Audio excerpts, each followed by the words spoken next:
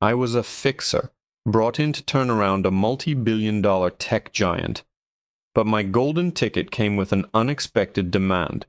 Before I could even start, the head of HR insisted my hair was too ethnic for their boardroom. The offer letter felt like a golden ticket. Innovatech Solutions wasn't just another tech firm, it was the tech firm. The one everyone wanted on their resume, the one known for its groundbreaking work and, supposedly, its forward-thinking culture. I was being brought in at a senior level to overhaul their entire global expansion strategy. They called me a fixer, and I had a reputation for turning struggling divisions into profit-generating powerhouses. For weeks I'd been on calls with the executive team, mapping out my first 90 days. The energy was electric. I was ready. To mark the occasion, and to prepare for the long hours I knew were coming, I'd spent a full day getting my hair done. I opted for long, elegant box braids, with a few subtle gold cuffs woven in near the ends. It was a protective style, yes, but it was also a crown. It made me feel powerful, anchored in my identity, and completely ready to walk into that boardroom and command the respect I had earned. It was practical, it was beautiful, and it was me. On the Friday before my Monday start date, an email landed in my inbox. The subject line was innocuous: Welcome and Onboarding Finalization. It was from a Brenda Miller, the head of Human Resources. I opened it with a smile, expecting a simple confirmation of my start time and a link to some last-minute paperwork. Instead, my eyes snagged on a paragraph halfway down.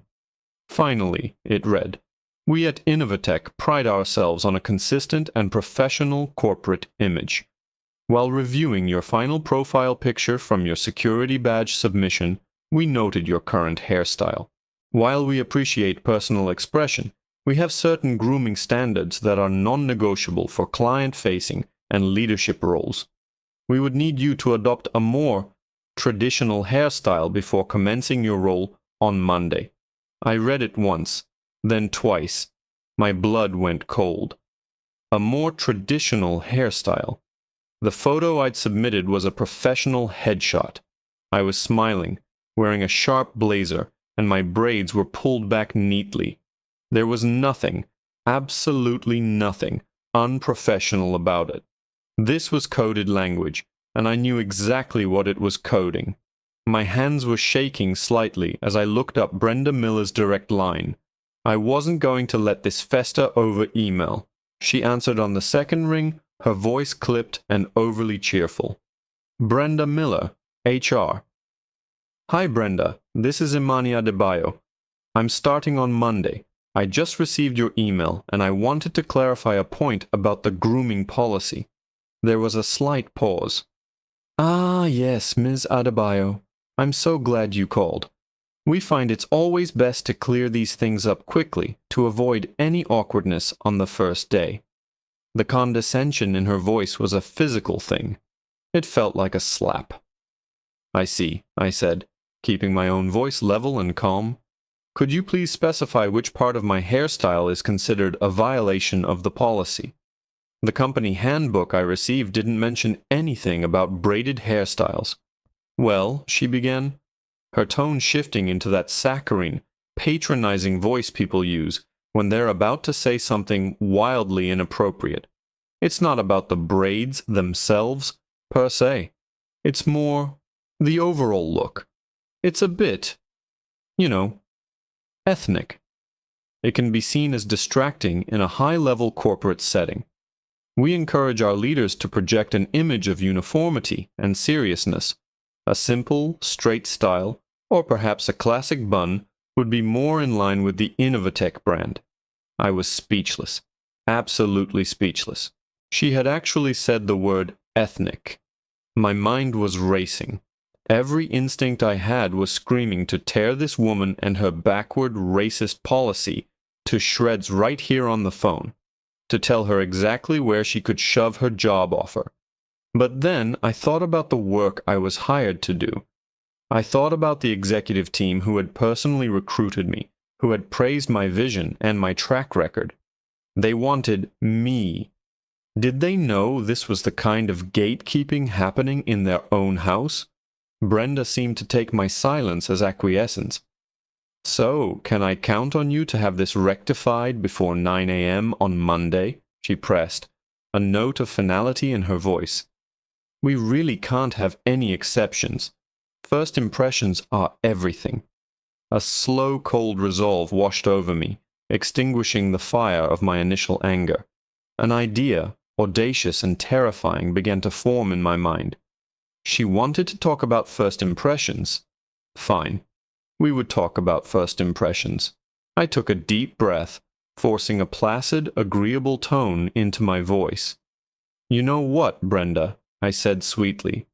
"You're absolutely right. Thank you so much for bringing this to my attention. I wouldn't want to cause any awkwardness. I will make sure my appearance is 100% appropriate for my first day." "Excellent," she chirped, clearly relieved. "I'm glad we understand each other. Welcome to the team, Imani." "Thank you, Brenda," I replied, a slow smile spreading across my face that she couldn't see. "I genuinely look forward to meeting everyone on Monday." I hung up the phone, and a profound, almost chilling calm settled over me. My weekend wasn't spent in a salon chair, untangling my crown at the behest of a woman named Brenda. It was spent on the phone with my personal legal counsel, reviewing every clause of my contract and the Innovatech corporate bylaws. And then it was spent selecting my outfit for Monday. Not just an outfit, but armor. A bespoke razor-sharp suit in a deep charcoal gray, paired with a silk shell the color of cream. It was a statement of quiet, unassailable power. Monday morning, I felt a tremor of nerves, but it wasn't fear. It was anticipation. The same feeling a chess master gets when they see the entire board and know their opponent has already fallen into their trap. I looked in the mirror, my braids cascading over my shoulders. Each one felt like a line of code in my own personal operating system, a testament to my heritage and my strength. I added the final touch. The gold cuffs in my hair glinted under the light, a subtle hint of the queen on the board. I was ready. I arrived at the Innovatech Tower at 8:45 a.m. The lobby was a cathedral of glass and steel, buzzing with the low hum of ambition. I walked past the main reception desk, where a line of new hires was forming to get their temporary badges, and headed straight for the executive elevator, using the private access code I'd been given weeks ago. I bypassed the floors for marketing, engineering, and yes, human resources. My destination was the 40th floor, the top floor, the place where the real decisions were made. The elevator opened into a quiet, plushly carpeted reception area. A man I recognized from my video calls, Robert Vance, the CEO, was just stepping out of his office. His face broke into a wide, genuine smile when he saw me. "Imani, you're here. Fantastic to see you in person," he boomed, shaking my hand warmly. "Welcome, officially. The board is incredibly excited to finally have you." "It's great to be here, Robert," I said, my voice steady. "I'm looking forward to getting started." "Excellent. We've set up in the main boardroom. Coffee's fresh. Most of the executive team is already there, eager to meet the woman who's going to triple our market share." He led me into a sprawling room with a panoramic view of the city. A long, polished mahogany table dominated the space, surrounded by about a dozen high-backed leather chairs. A few senior executives were already seated, and they stood as Robert introduced me.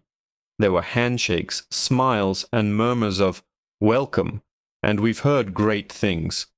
I took the seat to Robert's right, the one tacitly understood to be for the second in command. I opened my leather portfolio, revealing my 90-day plan, and began making small talk, feeling every bit the leader they had hired me to be. I felt a vibration in my pocket, a text message. It was from an unknown number. "Hi, Imani, Brenda from HR. I don't see you in the onboarding group. Are you running late? Please check in at reception on the 4th floor ASAP." I ignored it. a small smile playing on my lips as I took a sip of water. "All right, everyone," Robert said, clapping his hands together as he took his seat at the head of the table. "Let's get started. We have a packed agenda, but first the most important item, a formal welcome for Imani. To that end, I've asked our head of HR to join us for the first 10 minutes. She's overseeing our new corporate culture initiative, and I want her to hear your vision directly, Imani. It's critical that HR is aligned with the board's strategic direction from day one." My heart gave a single, hard thump against my ribs. Oh, this was going to be even better than I'd imagined. As if on cue, the heavy boardroom door swung open. In walked Brenda Miller, a bright plastic smile fixed on her face and a file folder tucked under her arm. She was looking at Robert, ready to impress the CEO. "Good morning, Robert," she began, her voice dripping with corporate pleasantries. "I'm so excited to get things started with the new—" Her voice trailed off as her eyes swept the table. She saw the other executives, and then her gaze landed on me. Her smile didn't just fade, it collapsed. The color drained from her face, leaving behind a pasty, shocked mask. Her mouth opened slightly, but no words came out.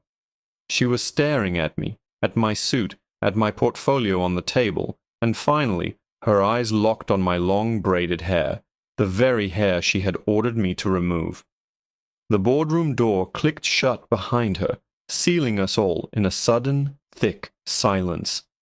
The silence in the room stretched for an agonizingly long moment. Every head at the table turned from Brenda to me and back again, a silent chorus of confusion. Brenda's face was a frantic, blinking mess of disbelief. She looked like a computer that had just been fed an impossible command, sparks flying behind her eyes. Robert, oblivious to the undercurrent, broke the silence with a hearty chuckle. "Brenda, you look like you've seen a ghost. Don't be shy. Come on in. This is Imani Adebayo, the brilliant mind I've been telling you all about. Imani, this is Brenda Miller, our head of HR." I met Brenda's panicked gaze with a calm, level stare. I offered a small professional smile that didn't reach my eyes. "Brenda," I said, my voice smooth as glass. "We've spoken." The penny dropped. I could see the exact moment the C-suite executives around the table connected the dots. The charged silence, Brenda's horrified expression, my pointedly polite greeting. A few of them exchanged subtle, knowing glances. Brenda's mouth opened and closed a few times, a fish gasping for air. I thought—" she stammered, her eyes still locked on my hair, as if it were a snake coiled on my shoulders. "I was expecting you downstairs, with the other new hires." "Why would I be downstairs, Brenda?" I asked, my tone genuinely curious, forcing her to voice the absurd assumption she had made. My onboarding was handled directly with the executive team weeks ago. Robert finally sensed the extreme tension in the room. His smile faltered, and a frown creased his brow. "Is there a problem, Brenda?" Brenda flushed a deep, blotchy red. She was cornered. I could almost hear the gears grinding in her head as she tried to find a way out. A corporate speak excuse that wouldn't sound as blatantly discriminatory as the truth. No, of course not, Robert," she said, her voice a high-pitched squeak. "Just a small miscommunication in my department. My apologies. Welcome, Imani. I see you decided to keep your hairstyle." She said the last word as if it tasted like poison. This was my moment. The entire leadership team was watching, waiting. I didn't raise my voice. I didn't need to. I leaned forward slightly, resting my hands on the polished table, and addressed not just Brenda but everyone in the room. "Yes, Brenda, I did. You see, when you called me on Friday and described my hair as too ethnic and distracting for a leadership role at Innovatech, I was faced with a choice." A collective intake of breath went around the table. Robert Vance's face darkened with fury. He shot a look at Brenda that could have frozen lava.